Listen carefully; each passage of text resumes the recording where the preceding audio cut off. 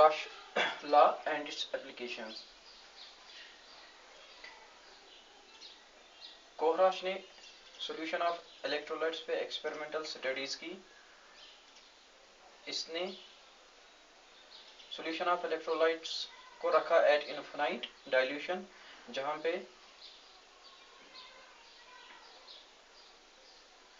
Concentration electrolyte की solution में almost zero होती है और electrolyte almost completely ionize form में होता है. इलेक्ट्रोलाइट ऑलमोस्ट होता है इन फॉर्म ऑफ एग्जिस्ट करता है इन फॉर्म ऑफ आयंस, और आयंस के दरमियान आयनायन इंटरेक्शन भी नेग्लिजिबल होती है. इसलिए इनफिनाइट डाइल्यूशन पे ऑलमोस्ट जीरो कंसंट्रेशन पे सॉल्यूशन ऑफ इलेक्ट्रोलाइट में कैटन की मोमेंट इंडिपेंडेंट होगी और एनएन की भी मोमेंट इंडिपेंडेंट होगी. कैटन भी डेफिनेट कंट्रीब्यूशन देगा towards molar conductance of electrolyte. Anion भी डेफिनेट कंट्रीब्यूशन देगा towards molar conductance of electrolyte. और कैटन का कंट्रीब्यूशन इंडिपेंडेंट होगा, नेचर ऑफ एनएन पे डिपेंड नहीं करेगा. एनएन का भी कंट्रीब्यूशन इंडिपेंडेंट होगा, नेचर ऑफ कैटन पे डिपेंड नहीं करेगा. एग्जाम्पल से आपको समझ आएगा. सोडियम कैटन इनफिनाइट डाइल्यूशन पे सोडियम कैटन का contribution towards molar conductance of electrolytic solution at infinite dilution.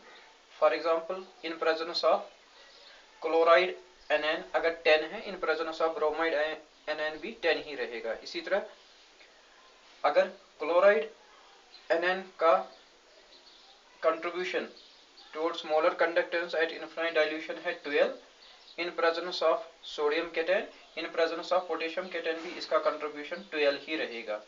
इसलिए इनफिनाइट डाइल्यूशन पे कैटन कितना कंट्रीब्यूट करेगा towards molar conductance of electrolyte, that is independent of nature of anion and vice versa. इस observation की basis पे कोराश ने एक law दिया जिसको इसके नाम पे हम याद रख रहे हैं एज कोराश लॉ. लॉ का टाइटल ही इसकी नाम पे बेसिस है, कोराश लॉ. लॉ समझने के लिए आप इमेजिन करो एक इलेक्ट्रोलाइट है AXBY at infinite dilution. Infinite dilution पे एग्जिस्ट करेगा in form of ions A raise for plus y cation and B raise for minus x NN, और इसके सॉल्यूशन में कैटन होंगे x और NNs होंगे y, क्योंकि इसकी एक फार्मूला यूनिट आयोनाइजेशन के बाद फर्निश करेगी x A raise for plus y cation and y B raise for minus x NNs. इसलिए कोराश लॉ कहता है कि इसकी इस AXBY के सॉल्यूशन की molar conductance at infinite dilution होगी sum of contribution of all the cations and all the anions. इसलिए स्टेटमेंट क्या बनेगा कोराश लॉ का? Molar conductance of solution of electrolyte at infinite dilution is sum of contributions of cations and anions. Contribution of एक ion कितना contribute करता है towards molar conductance of electrolyte, उसको हम कहते हैं मोलर आयनिक कंडक्टेंस. इसको रिप्रेजेंट करते हैं लिम्डा से. यहाँ lambda naught A raise for plus y है कंट्रीब्यूशन ऑफ कैटन, और lambda naught B raise for minus x है कंट्रीब्यूशन ऑफ एनएन. x है नंबर ऑफ कैटन्स, y है number of anions present in solution. इस equation को भी जब आप रीड करोगे बेसिकली आप स्टेट करोगे कोराश लॉ कि इनफिनाइट डाइल्यूशन पे molar conductance of AXBY solution will be sum of molar ionic conductance due to A raised power plus y cations and molar ionic conductance of B raised power minus x anions. cations कितने हैं x, anions कितने हैं y. इसी तरह आप sodium chloride पे apply कर सकते हो कोराश लॉ. पहले आपको इसकी आयोनाइजेशन करनी है. आयोनाइजेशन से पता चलेगा इसके सॉल्यूशन में एक सोडियम कैटन है और एक क्लोराइड एनएन है. एज ए रिजल्ट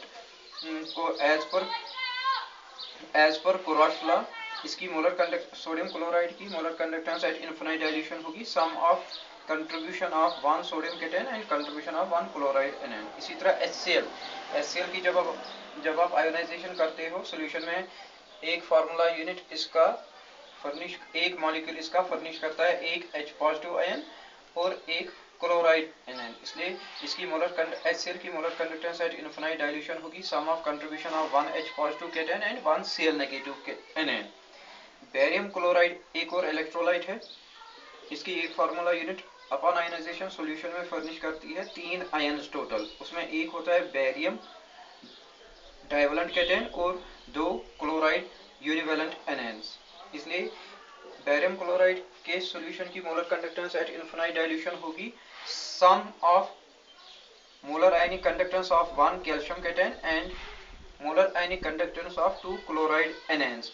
इसी तरह एसिटिक एसिड, ये वीक एसिड है, ये भी आयनाइजेशन के बाद देता है एसिटेट एनएन और H पॉजिटिव केटन। इसलिए इसकी molar conductance at infinite dilution होगी sum of contribution of 1 acetate ion and 1 H positive ion.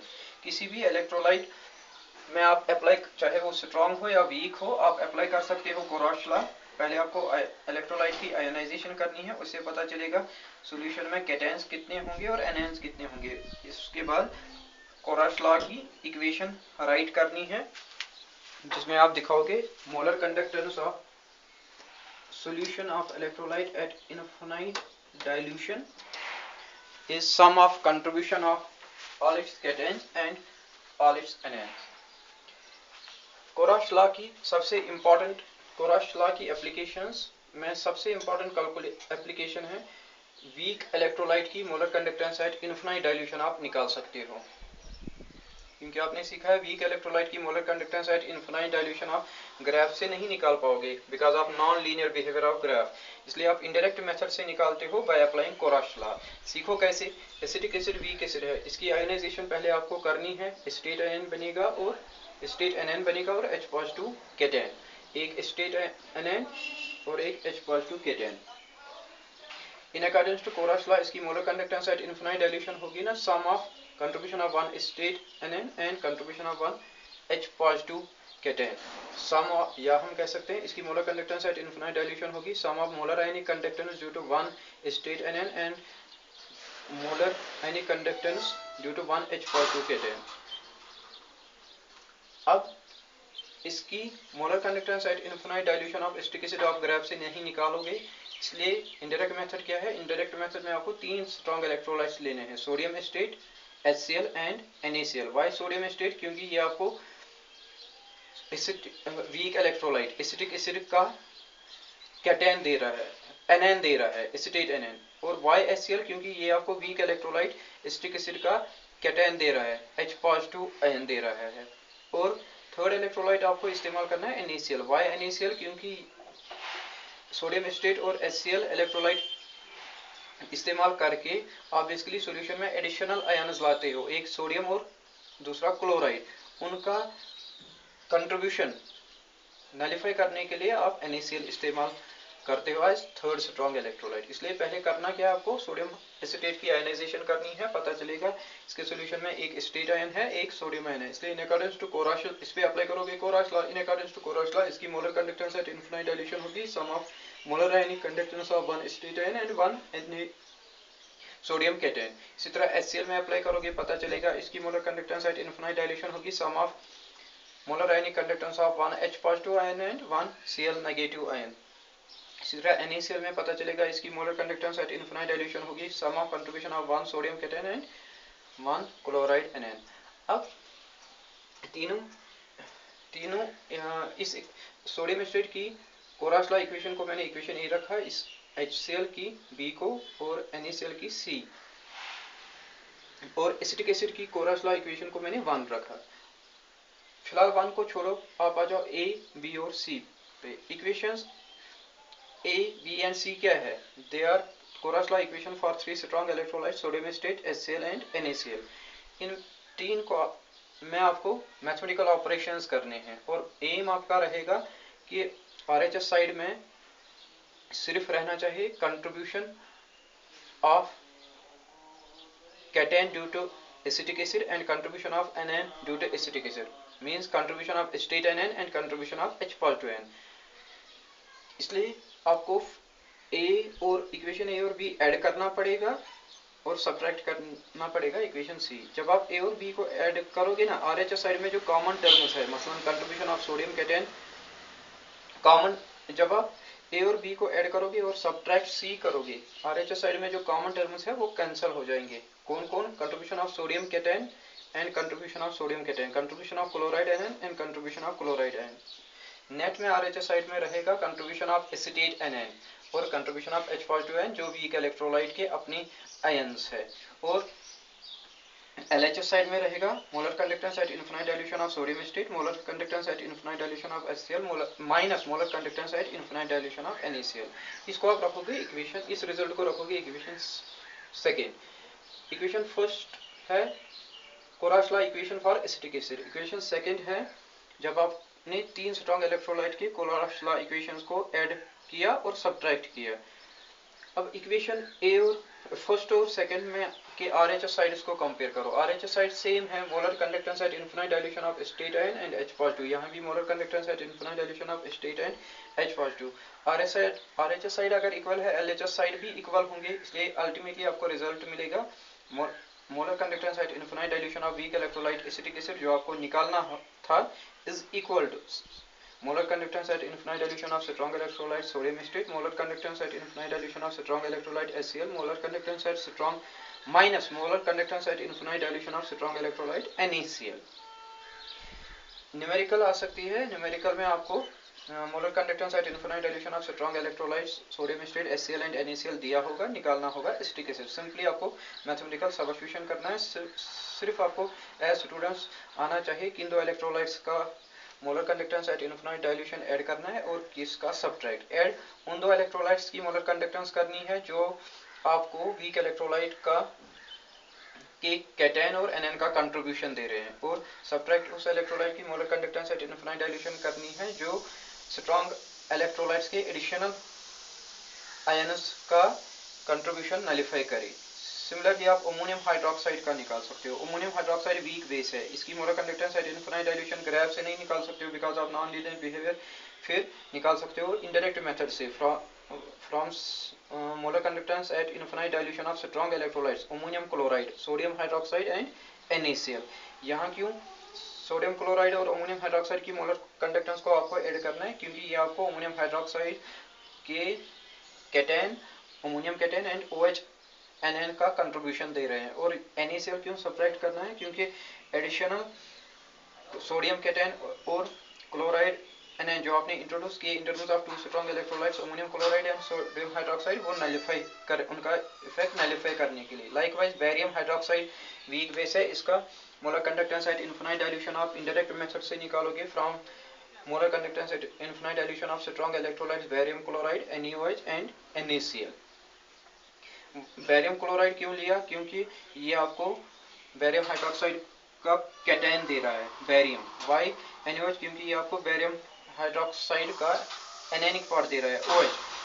और वाई NaCl? क्योंकि ये एडिशनल आयन्स सोडियम और क्लोराइड जो बेरियम क्लोराइड और NaOH यूज करके इंट्रोड्यूस होते हैं सॉल्यूशन में, उनको नलिफाई करता है। मगर क्वेश्चन है यहाँ ऑब्जर्व करो आप, सोडियम हाइड्रोक्साइड के केस में आपको molar conductance at infinite dilution को 2 मल्टीप्लाई करना पड़ता है क्योंकि बेरियम हाइड्रोक्साइड में 2 OH आयन्स है। और क्यों आपको NaCl की molar conductance at infinite dilution को 2 मल्टीप्लाई करना पड़ता है? क्योंकि बेरियम हाइड्रोक्साइड में 2 OH है, और जब आपने 2 NaOH इंट्रोड्यूस किए और बेरियम क्लोराइड सॉल्यूशन में आप इंट्रोड्यूस कर रहे हो 2 एडिशनल सोडियम कैटायंस और 2 एडिशनल क्लोराइड एनायंस, उनका मोलर आयनिक कंडक्टेंस कंट्रीब्यूशन खत्म करने के लिए NaCl भी 2 टाइम्स इस्तेमाल करना पड़ेगा। इसलिए यहाँ NaCl की molar conductance at infinite dilution को मल्टीप्लाइंग फैक्टर 2। या सीधे आप इस तरह करो जिस तरह आपने एसिटिक एसिड में किया, स्टेप बाय स्टेप। फिर आपको जब आप मैथमेटिकल ऑपरेशन करोगे इक्वेशंस को, आपको पता चलेगा कि सोडियम हाइड्रोक्साइड के केस में मल्टीप्लाइंग फैक्टर आता है 2 और NaCl के केस में मल्टीप्लाइंग फैक्टर आता है 2। अगर स्टेप बाय स्टेप नहीं करोगे तो सिंपली याद रखो कि बेरियम हाइड्रोक्साइड में 2 OH आयन्स है, इसलिए सोडियम हाइड्रोक्साइड की molar conductance at infinite dilution को आपको ट्वाइस करना है, और बेरियम क्लोराइड इंट्रोड्यूस करके आपने एडिशनल 2 क्लोराइड आयन सॉल्यूशन में लाए, और सोडियम हाइड्रोक्साइड को इंट्रोड्यूस करके आपने 2 सोडियम एडिशनल आयन्स लाए, जिनको नलिफाई करने के लिए आपको molar conductance at infinite dilution of NaCl को मल्टीप्लाइंग फैक्टर 2 करना है। Thank you.